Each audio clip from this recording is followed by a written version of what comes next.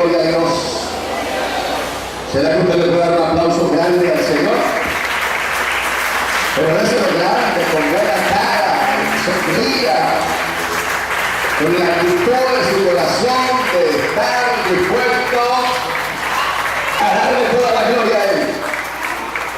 Porque Él es merecedor de toda alabanza y toda la gloria. Y todo el pueblo diga amén. Así es, sí Señor. Amén. Así de pie contesta, no se me siente, por favor. Vamos a seguir la palabra del Señor en 2 Corintios capítulo 1. Ya va a estar sentado durante mucho tiempo. Le invito para que muy atentamente, con toda la reverencia y el respeto que el Señor se merece, usted va a leer la palabra, pero también va a estar atento para escucharla. No solamente para leerla, sino para escucharla. Usted debe ser no solamente un oidor, sino un hacedor. Porque cuando usted es hacedor, ahí va su crecimiento espiritual. Usted está apuntando hacia el crecimiento del Eterno. Está creciendo a la semejanza y a la plenitud de Cristo Jesús.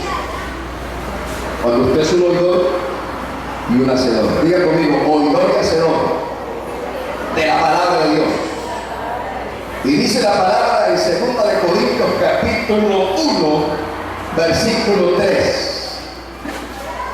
Aquí Pablo nos habla de las aflicciones, sus aflicciones, lo que él vivió, lo que él experimentó, probó en diversas situaciones y circunstancias de su vida mientras estuvo aquí en esta tierra. Y dice la bendita palabra: bendito sea el Dios y Padre de nuestro Señor Jesucristo, Padre de misericordias y Dios de toda ¿qué? Consolación. Cuando dice amén. Siga leyendo ahí lo que dice la palabra, el cual nos consuela en todas nuestras tribulaciones, para que podamos también nosotros consolar en cualquier tribulación, por medio de la consolación, porque nosotros somos consolados por Dios. Ahí debe estar tu consolación, más que la naturaleza, hablando físicamente, el esposo, la esposa, amén, tú lo tienes por ellos, pero tu consolación está en Dios. Porque de la manera que abundan en nosotros las aflicciones de Cristo, así abunda también por el mismo Cristo nuestra consolación. Pero si somos atribulados es para vuestra consolación y salvación, o si somos consolados es para vuestra consolación y salvación, la cual se opera en el sufrir las mismas aflicciones que nosotros también padecemos. Siga leyendo ahí que dice la palabra. Y nuestra esperanza respecto de vosotros es que firme, pues sabemos que así como sois compañeros en las aflicciones, también lo sois en la consolación. Porque hermanos, no queremos que ignoréis acerca de nuestra tribulación que nos sobrevino en Asia, pues fuimos abrumados sobremanera más allá de las fuerzas, de tal modo que aún perdimos la esperanza de conservar la vida. Pero, diga pero, tuvimos en nosotros mismos sentencia de muerte, para que no confiésemos en nosotros mismos, sino en quién, en Dios, que resucita a los muertos, y también va a resucitar tu vida y tu hogar también, si tú lo crees. El cual nos libró y nos libra, y quien esperamos que aún nos librará de tan gran muerte, cooperando también vosotros a favor nuestro con la oración, para que por muchas personas sean dadas gracias a favor nuestro por el don concedido a nosotros por medio de muchos. Y la iglesia diga amén. Amén, amén. Tome asiento. Vamos a hablar de las aflicciones, de esos tiempos de adversidad, de esos tiempos de dolor, de esos tiempos de diversas pruebas, momentáneas tribulaciones que pasan los hijos de Dios. ¿Aquí hay hijos de Dios? Levante la mano los que somos hijos de Dios, los hijos del reino. Pero le hablo de aquellos hijos obedientes, de aquellos hijos que han sido llamados por el Señor, escogidos y apartados por el Señor, que hacen su perfecta voluntad. Y usted tiene que saber que está la voluntad permisiva y la voluntad que es perfecta. Y el Señor nos llamó a hacer su perfecta voluntad en nuestras vidas. Así lo dice Romanos 12:2. Y la perfecta voluntad de Dios nos lleva a una renovación, a un cambio todos los días de nuestras vidas. Cuando nosotros nos despojamos de este mundo material, de este mundo físico, en lo que tiene que ver con la naturaleza carnal, terrenal, entonces nosotros estamos caminando hacia una perfección. Pero quiero llevarlo a la situación que usted puede estar afrontando en este tiempo.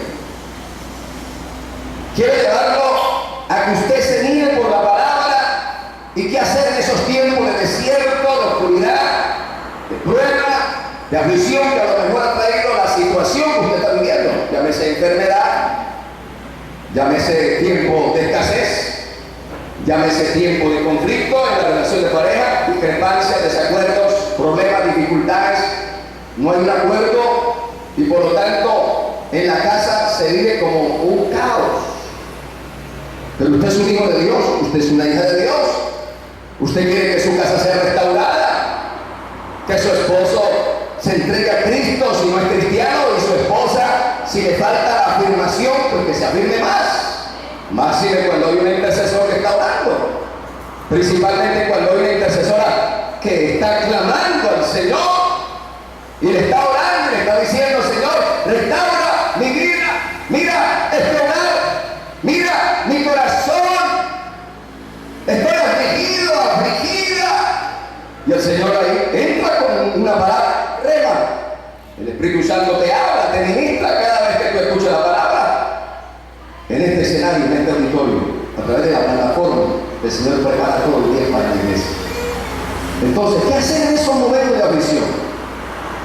¿Qué hacer en esos momentos de dolor, de diagnóstico clínico? Un médico dijo: usted está enfermo, una enfermedad terminal, algo incurable, pero usted tiene que saber que para Dios no hay nada imposible.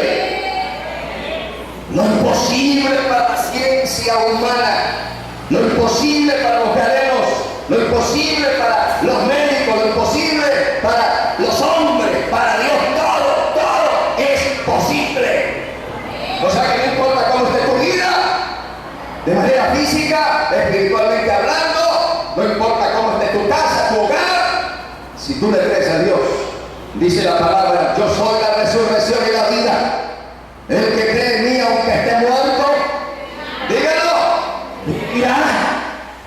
Por eso yo quiero como animarlo, como despertarlo, como avivarlo, como entrarle por la palabra para que usted ponga buena cara. Diga que usted ponga buena cara. Alegra tu corazón, sonríe, que Cristo te ama. ¿Cuántos creen que Cristo les ama? Cristo te ama. Y el Señor te dice: no te voy a soltar hasta que haya hecho lo que te hizo. Y si el Señor te dice que no te voy a soltar, es que te va a meter al proceso. Va a permitir las pruebas, va a permitir el trillo, para que limpiemos de soberbia, de altivez, de prepotencia, de falta de sujeción.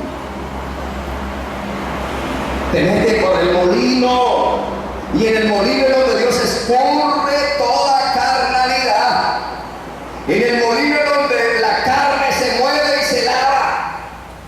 Como usted lava la ropa, y si usted lava la ropa porque está sucia, así el Señor va a meter a su pueblo, a su iglesia, por el molino para escurrirla y sacar la inmundicia, el pecado, la suciedad. Y usted tiene que entender en esos tiempos de aflicción que la aflicción te tiene que entrar más a la eternidad en lo que tiene que ver con santidad y perfección. Si no, usted se queda en stand-by, en statu quo, conformismo, carnalidad, mundanalidad, y no avanza. ¿Por qué? Porque usted no quiere soltar algo. Ni en la aflicción ni en el dolor usted quiere soltar nada. Quiere seguir lo mismo, arrogante, soberbio, antiguo y muchas veces hasta incrédulo. Porque no le cree a Dios que el Señor puede cambiar a un esposo o a una esposa. Y muchas veces el hombre no quiere cambiar, sigue soberbio, usted le va a llamar la atención, usted lo va a exhortar el amor de Dios y se rebota, se furia, se enoja. ¿Por qué? Porque el que está en tu hoy no es Cristo, es la carne, es el hombre, es la humanidad. Pero diga, levante la mano, eso no está pasando conmigo. Y diga que está todavía, espero que así sea. Porque si está pasando eso contigo, tú tienes que tener la sabiduría de Dios y saber que Dios al hijo que ama lo disciplina. Pero la disciplina es siempre, te lleva a la gloria. ¿Te lleva a dónde? A la gloria. Máxime cuando te humillas. Cuando no te levantas con esa prepotencia a hablarle con toda la carnalidad y con toda la fuerza a tu esposo o a tu esposa. Sino que ya cambias tu forma de hablar, cambias tus actitudes, tus maneras. Ya cuando le vas a hablar a tu familia, le hablas con amor. ¿Por qué? Porque la visión te está permitiendo ir al moldeamiento del carácter del eterno Dios, el fruto del Espíritu, que es amor, paz, paciencia, benignidad, bondad, fe, mansedumbre. Ese es el carácter que tú tienes que anhelar en tu espíritu, en tu corazón. Y eso es lo que yo quiero enseñarle a la iglesia, a los amados, a los hermanos, que deben caminar siempre hacia los propósitos eternos de Dios. Y el propósito de Dios debe llevarse a cabo en tu vida todos los días. Diga conmigo, todos los días. Porque todos los días el Señor trata en lo que tiene que ver con la perfección. Por eso dice la palabra, estando persuadidos de esto, que el que comenzó en vosotros la buena obra, Él la perfeccionará. ¿Hasta cuándo? Hasta el día de Jesucristo. O sea que el Señor no te va a soltar hasta llevarte a una eternidad de gloria, a que tú te parezcas a Cristo y recibas el cuerpo glorioso como Jesús. Y eso tiene que hacer tu anhelo. Vestirte de gloria, vestirte de santidad, vestirte con ropas de gala, vestirte con ropas de sacerdote, vestirte con ropa de salvación. Y si hay algún creyente diga, amén, así es, yo lo quiero, yo lo anhelo. Yo anhelo a Cristo, yo me apasiono por Cristo. Y como yo me apasiono por Cristo, aún en el tiempo de la aflicción, aún en el tiempo del dolor, yo lo voy a buscar. Yo voy a bendecir su nombre santo. Yo me voy a humillar todos los días de mi vida. Yo voy a ir al altar a interceder por mi casa, por mi vida, por mis hijos. Y no lo voy a soltar y lo voy a destruir, no a mi manera, sino a la manera de Dios. Y cuando tú instruyes a tus hijos, cuando están pequeños, a la manera de Dios, estos van creciendo con una enseñanza, un legado, un testimonio que el Señor ha plasmado y ha impregnado y ha establecido en tu vida. Y ese hijo nunca se va a apartar de Dios. Ese hogar siempre va a caminar con el Señor. Así como Él no caminó con Dios, caminó de la mano de Dios. Y aunque la palabra no dice mucho de no habla cómo era el pero solamente para un inteligente y sabio en el Señor sabe lo que significa caminar con el Señor. Que alguien diga, este hombre, esta mujer camina con Dios. Qué lindo. ¿Será que podemos decir que usted camina con Dios? En ese tiempo de aflicción, tú no vas a lograr el problema. En esos tiempos de dolor, tú no te vas a frustrar ni te vas a amargar como algunos que se amargan, se vuelven amargados, se vuelven abrumados, enojados, bravos. Y la aflicción debe tener solo un objetivo. Diga conmigo, un objetivo: humillación. Humillarte, debe cambiar.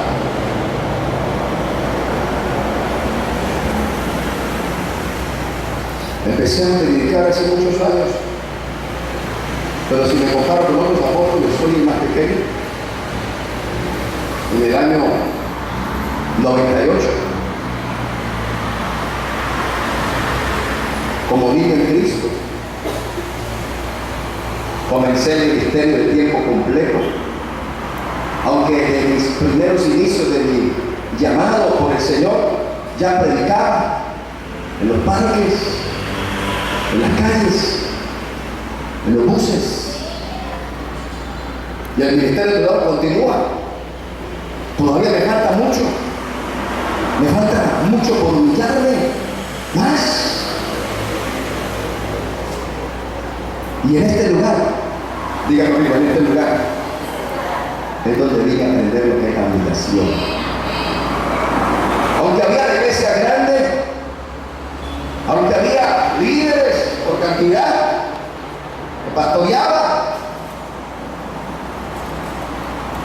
aparentemente estructuras, recursos, pero había soberbia, prepotencia, había maltratos hacia la esposa. La trataba como yo quería porque era el santo pastor y que la mujer tenía que estar sujeta como si fuera una empleada. Entonces no entendía lo que era la humillación. Hablaba de unidad.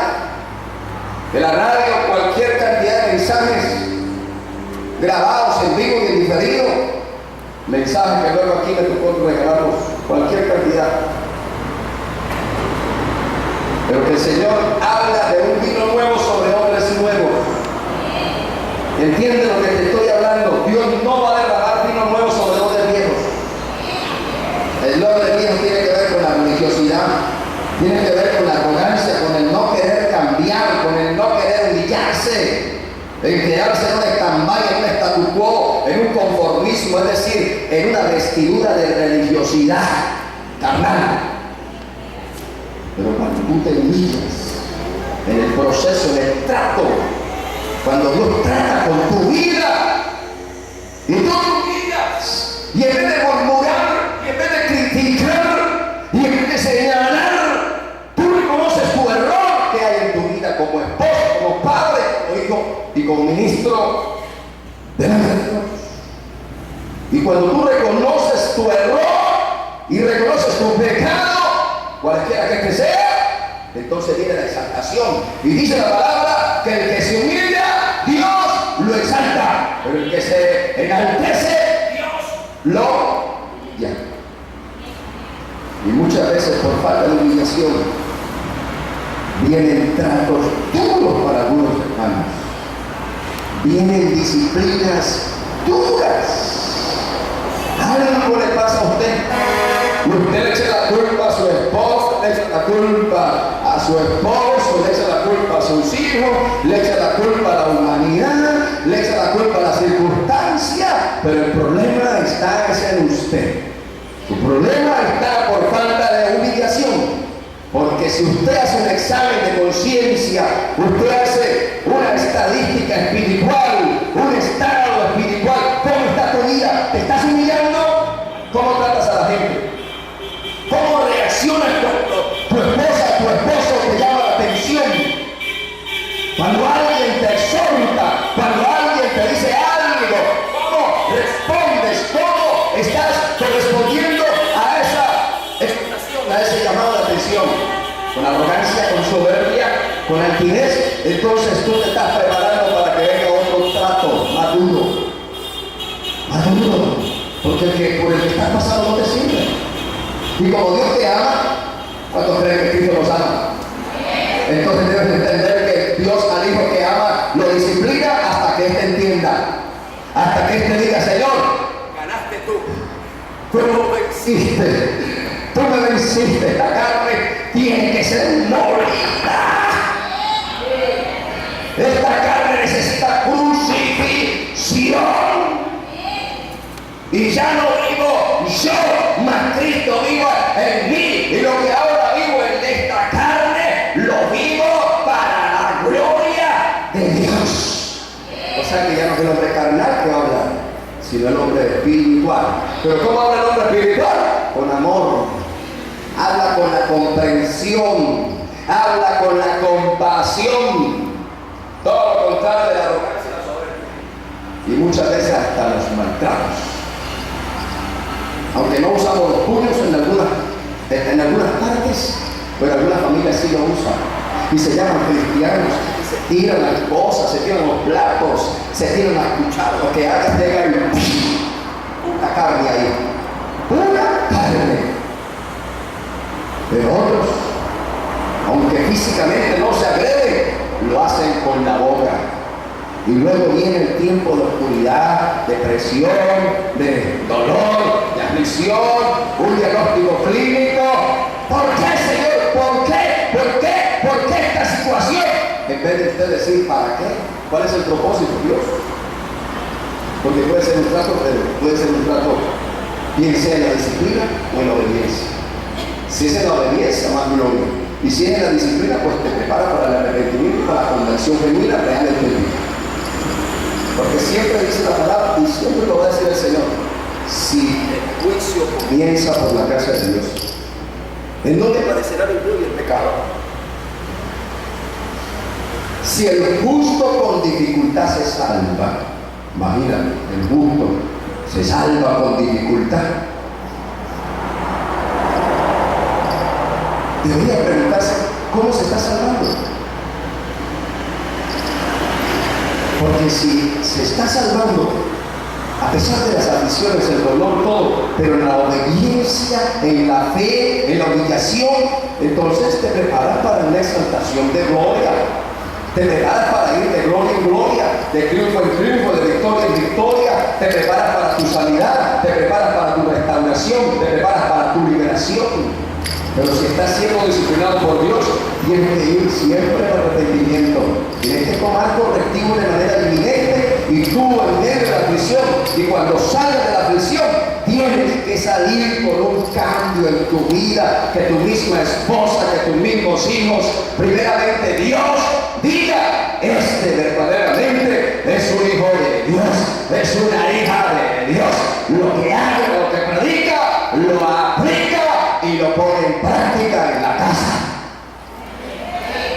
No de aquello que dice, este habla muy bonito allá, tan lindo que habla, pero tan feo que trata aquí a la gente, tan lindo que canta, tan lindo, pero tan feo que habla en la casa. En la casa se transforma, en la casa maltrata, vienen bonitos al culto, bien adornados, bien parecidos, bañados, emocionados, bien vestidos. Y el domingo cantamos y saltamos, y estamos en avivamiento, y en la casa aburrimiento, en la casa pelea, conflicto, contienda, discrepancia, desacuerdo. Y en la casa es que me mirás. ¿Por qué me mirás así? ¿Por qué estás así? Cuando deberíamos de hablar con amor. Lo que nosotros aprendemos en la iglesia, en la casa lo ponemos en práctica. Es decir, lo que usted está recibiendo el conocimiento, en esa humillación, en esa disposición de tu corazón, en lo que tiene que ver con doctrina, la sana doctrina, la palabra, la enseñanza, las instrucciones bíblicas, los principios bíblicos, necesariamente hay que ponerlos en práctica en nuestras casas, porque si no, eso se va a convertir en una religión. Y la religión es monotonía, aburrimiento, amargura, la gente mira mal. Pero diga conmigo, a partir de hoy, levante la mano los que se preparan para el cambio, porque yo profetizo cambio en este lugar. En este escenario yo voy a profetizar familias que el Espíritu Santo la va a transformar, la va a cambiar y la va a llevar a un nivel de gloria, un nivel, hermano, donde su vida no será la misma, su esposo no será el mismo, tu esposa no será la misma, tu esposo, tus hijos no serán los mismos, porque te preparas para un cambio, un avivamiento de transformación. Levanta esa mano y dígalo: Señor, yo camino hacia la humillación. Yo quiero caminar hacia la perfección, pero también hacia la santidad, a la entrega, a la renuncia total. Quiero rendir mi vida desde hoy, la rindo al ciento a los pies de Cristo. Y te pido, Dios, diga, te pido, Dios, que lo que no te agrade, quítalo ahora, arráncalo ahora. Haz de mi vida lo que tú quieras. Lo que yo quiero es que Cristo, mi Salvador y mi Señor, se entrone dentro de mí, pero que tome el control de todo, toda mi vida, todo mi ser, mi hogar, mi familia, mis hijos. Lo entrego a Dios. Y diga la iglesia: amén. Sí, Señor, así es. Y entonces, ¿qué hacer en esos tiempos de aflicción? Lo primero, lo que dice Pablo: saber que Dios es Padre de misericordia y Dios de toda consolación. Tú tienes que saber que sus misericordias son nuevas cada día, cada mañana. Todos los días nos vestimos, estrenamos de sus misericordias, pero que necesariamente hay que disfrutarlas. Hay que abrazarlas, hay que recibirlas al máximo, disfrutarlas, porque esas misericordias que el Señor derrama sobre tu vida todos los días ya no regresan. Te prepara para recibir nuevas cada día, cada mañana. Todos los días sus misericordias son nuevas. Y cuando tú pasas por esos tiempos de dolor, de tribulación, de desierto, de oscuridad, sea porque agradas a Cristo o sea porque es una disciplina, entonces tú vas a decir: gloria al Señor, porque hay un Padre de misericordia, pero también tengo a un Dios lleno de toda, diga, de toda consolación. O sea que Dios siempre tendrá misericordia de nosotros. El Señor siempre tendrá misericordia de su pueblo, de su iglesia, pero también se prepara para consolarnos. Diga: gloria a Dios, amén, así es. La número 2, que las tribulaciones tienen un propósito para los hijos de Dios.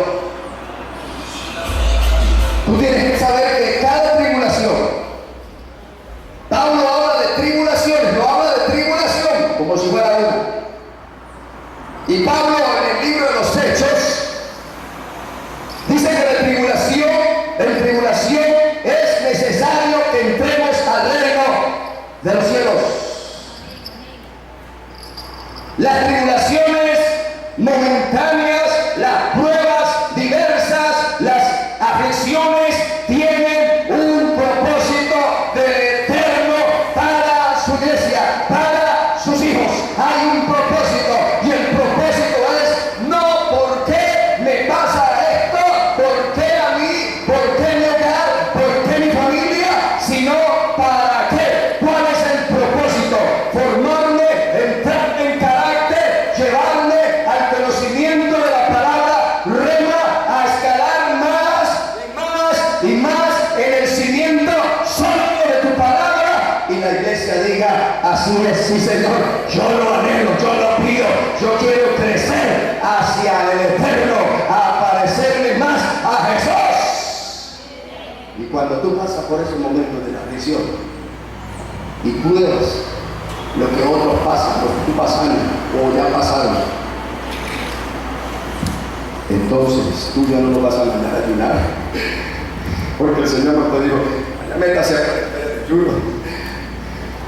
No, sino que tú con la misma, diga conmigo, compasión con que Dios tuvo de ti, te prepara para levantarlos a otros, para consolarlos a otros, para abrigarlos a otros, para abrazarlos, para darles una palabra de afirmación, una palabra de restauración, una palabra que nos anime, que los levante.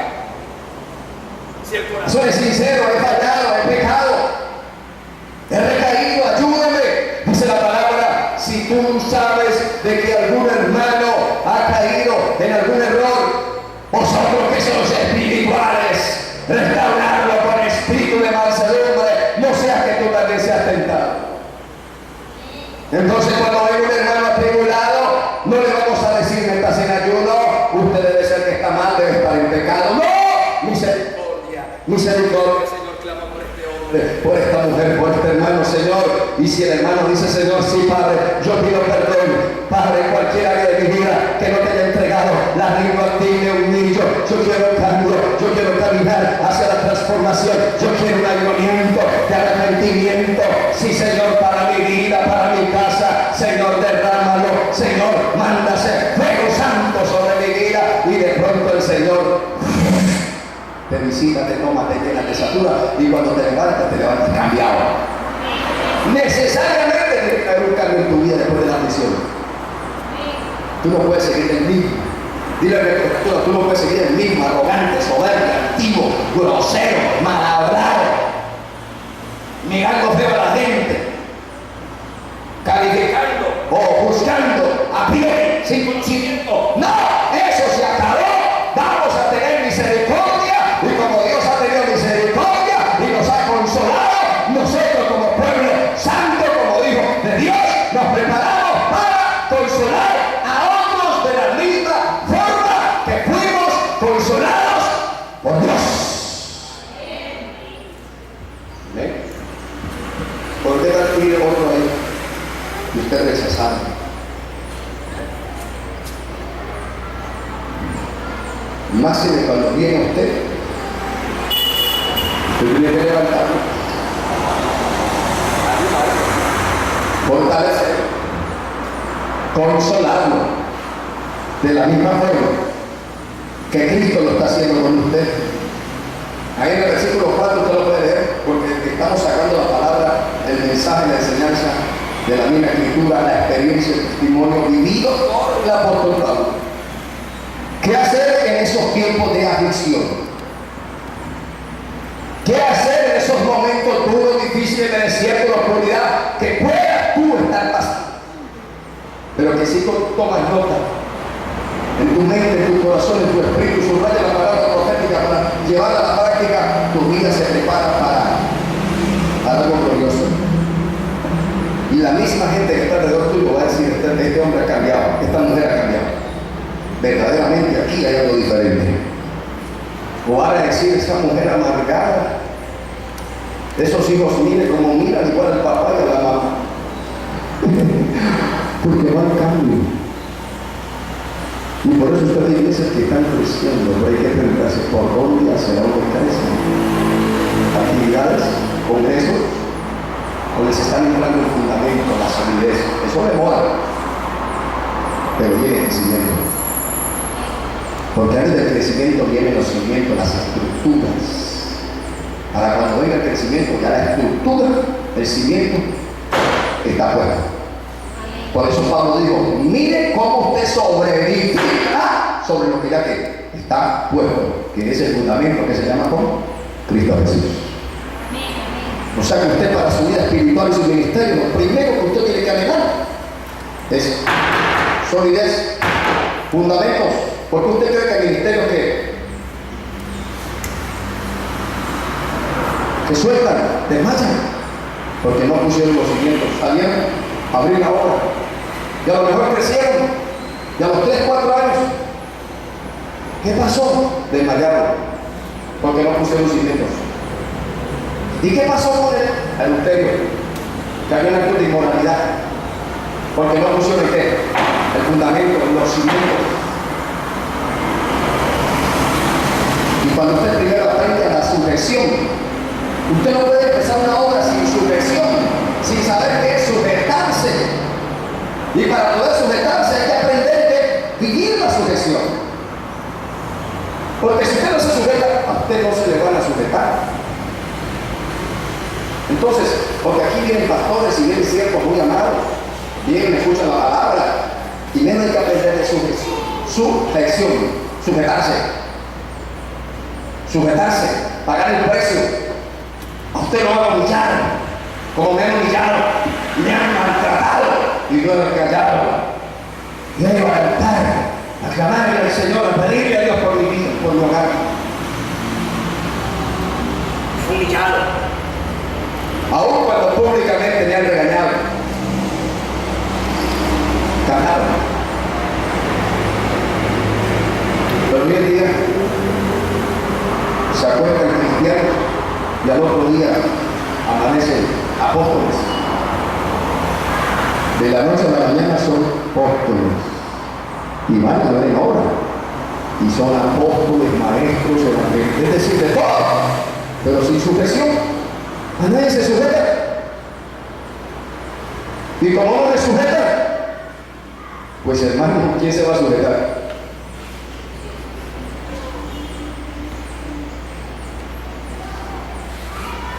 Eso es como el hogar. El mensaje que les prediqué hace 8 días. Primero hay que aprender la sujeción en el hogar. La esposa al marido y el marido a Cristo. Pero saber que Cristo es la cabeza del hogar. Y esto es un mensaje que hay que predicar a los pastores, a los líderes, no solamente a la iglesia, para nosotros también. ¡Claro! Y aquí vamos a tener a los pastores el próximo mes de agosto, 70, 80 pastores de esta iglesia. Y el mismo mensaje que escuchamos nosotros como iglesia, los pastores también deben de oír nosotros como ovejas, como siervos de Dios. ¿Por qué cree usted que el mensaje para usted? ¿Ah? Porque muchas veces nos presentamos en el escenario cogidos de la mano. Ya, cogidos de la mano. Y en la casa, partidos, divididos, cada uno coja por su lado. Y algunos hasta arreglan. Allá aparecemos bien bonitos, bien adornaditos, bien habladitos, bien conservaditos, uniditos, y en la casa, cama separada. Es un mensaje no solamente para la iglesia, sino para todos los pastores, para todos los líderes en esta tierra. Y yo sé que usted está escuchando. No es solamente cuánto conoce usted de la Biblia, sino cuánto aplica el conocimiento que usted tiene. La palabra de Dios. No es tanta teología, sino cuánto del conocimiento lo ponemos en la práctica. Y la primera iglesia que tenemos que nutrir, que tenemos que alimentar en esos tiempos de la aflicción, del dolor, de la prueba, de la persecución. La primera iglesia que tenemos que entrarle con el cimiento, con la palabra, es nuestra propia casa, hogar, familia, esposa e hijas. Porque si entramos ahí con el buen fundamento, firme, orando, intercediendo, cercando, cubriendo, entonces lo que yo tengo en mi casa, cuando vengo a la iglesia, las familias, mi anhelo, mi deseo, mi petición a Cristo es que sean sólidas, cimentadas, consolidadas por el poder del Espíritu Santo y que vivan una vida agradable delante de Dios. Y cuando esto pasa, familia que llega aquí, es entrada, es metida a los propósitos del Eterno. No es lo que el pastor quiere, es la iglesia, actividades, traer gente de afuera, porque esto funciona. Y la gente corre detrás de los profetas de Dios, corre hacia los apóstoles de Dios, en vez de correr hacia el Dios de los profetas, al Dios de los apóstoles. Y usted ve niños fluctuantes de un lugar a otro como trasteado en su casa. Se trasladan de un lugar a otro, que allá está el apóstol tal y para allá pegan, que allá está el evangelista tal y para allá pegan, que allá está el profeta tal y para allá pegan, que allá está el hombre de Dios y para allá se van. ¿Niños qué? Fluctuantes. Y el niño fluctuante, cuando está en su casa, viene alguien yo soy cristiano, me reciben, le vengo a traer el mensaje de la paz, le vengo a hablar de Dios, y entonces el niño fluctuante es fluctuante, no tiene timón, no tiene fundamento. Entonces le dice bienvenido a ese que viene de afuera, que no lo conoce, no sabe quién es. Y Pablo le dijo a Timoteo, mira lo que has aprendido, no dijo lo que vas a aprender, lo que te va a enseñar, no, lo que ya está puesto, lo que ya te enseñé. Aviva el fuego del don de Dios que ya está en ti, no es que te lo van a dar de afuera, ya está en ti. Cristo está en ti, y conmigo tienes que avivar ese fuego que ya está dentro de vosotros. Y cuando usted le habla a una persona así desconocida, sin saber quién es, y lo sienta, y le habla de su doctrina herética, apóstata, carnal, terrenal, y sorpréndase porque dice Pablo a Timoteo, vendrán maestros conforme a sus propias concupiscencias. O sea que son maestros que manejan la Biblia, conocen Biblia, pero a su antojo, a su manera. Es decir, la interpretación es a su manera, es decir, conforme a sus propias concupiscencias, es decir, pensamientos suyos, interpretaciones humanas, terrenales y carnales. Toman el libertinaje para pecar, para hacer lo malo, y no reconocen algunas doctrinas heréticas. Nunca jamás podrán reconocer la divinidad de Cristo como los testigos de Jehová. No le diga bienvenido, no le puede decir bienvenido a alguien que no trae la doctrina de Cristo, porque cuando usted le dice bienvenido, dice el apóstol Juan, usted participa de sus malas obras. Cuando usted le dice bienvenido, siga, usted está participando de lo mismo que él está enseñando. Máxime si es enseña. Y usted tiene que saber y tiene que entender y tener convicción de la doctrina cristocéntrica, bibliocéntrica. Cristo es 100% hombre, 100% Dios. Y yo creo que existe la Trinidad, existe el Padre, existe el Hijo y existe el Espíritu Santo. A su nombre sea la gloria. Alábalo porque Él vive, alábalo porque Cristo vive para siempre. Tú no puedes ser un niño fluctuante, porque en esos tiempos de ambición le va a llegar a alguien allá. Ay, sí, que tiene una palabra, venga, sí, pero no sabe quién es. Y le cuento un tratado bien bonito, bien maquillado. Y miren, nosotros somos qué pena, yo soy cristiano. Ah, pero vaya, qué pena, soy hijo de Dios, soy cristiano, alaba a Cristo, adora a Cristo. ¡Cristo te ama! Hasta luego, chavalín.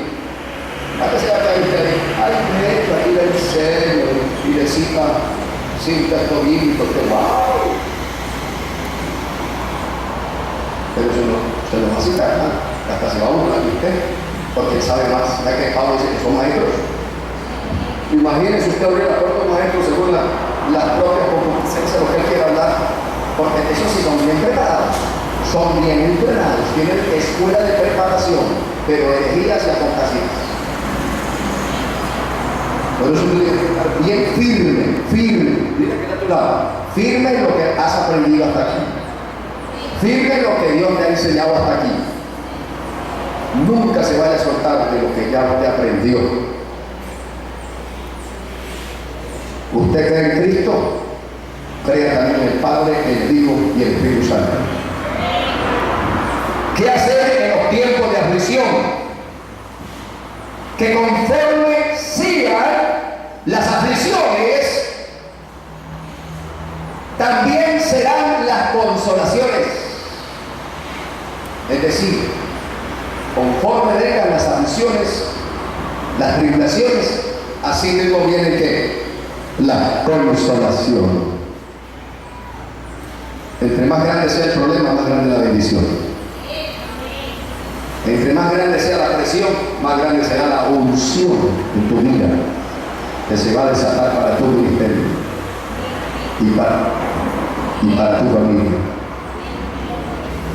Entre más grande sea la situación que tú la mires y que tú digas, esta situación es muy grande, ya no digas eso, porque más bien debe decir la bendición va a ser mucho más grande.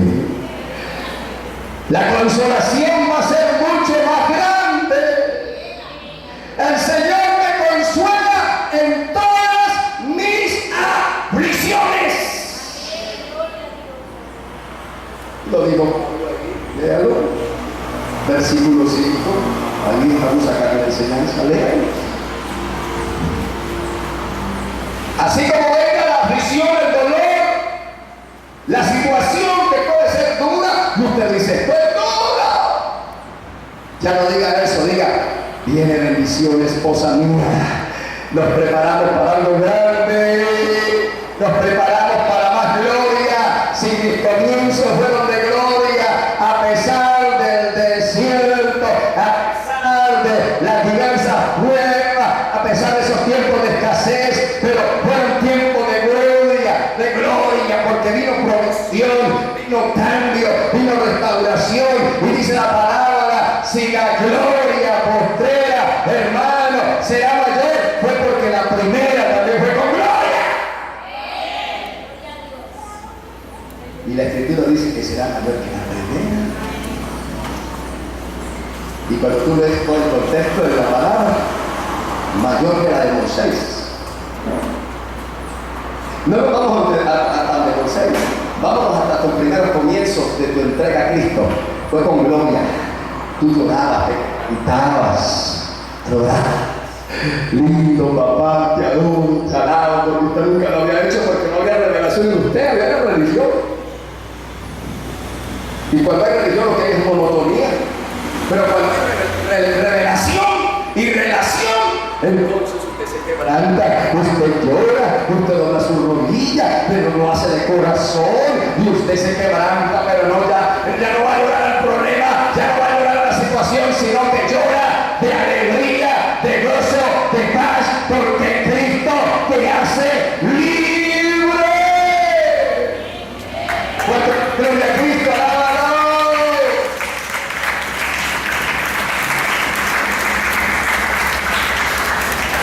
Y dice la palabra, conoceréis la verdad y la verdad. Dile que está a tu lado. Conoce la verdad. Más. Éntrate en la verdad. Métete con la verdad. Busca la verdad. La verdad no está centrada en una denominación. La verdad no es una misión. La verdad no es un ministerio. Yo tengo la verdad. La verdad ni tan siquiera es de que el apóstol, que dice la palabra, sea cimentado sobre el fundamento de los apóstoles y profetas, pero algunos enseñan la primera parte.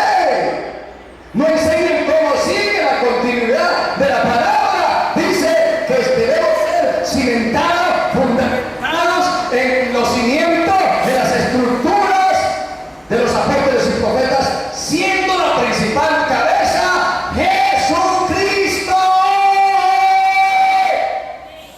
O sea que no es el apóstol, no es el profeta. Tu vida está cimentada, sí, por un ministerio quíntuple, pero la cabeza y por donde tú tienes que caminar y hacia donde debes caminar es parecerte a Cristo, que es tu Redentor, tu Salvador, tu Libertador, en todo para tu vida. Dios llama a los 5 ministerios, amén, están vigentes. No son 2, son 5. Y el propósito de esos 5 ministerios es perfeccionar a los santos para la obra del ministerio, para la edificación del cuerpo de Cristo. Pero siempre la enseñanza te lleva a la verdad.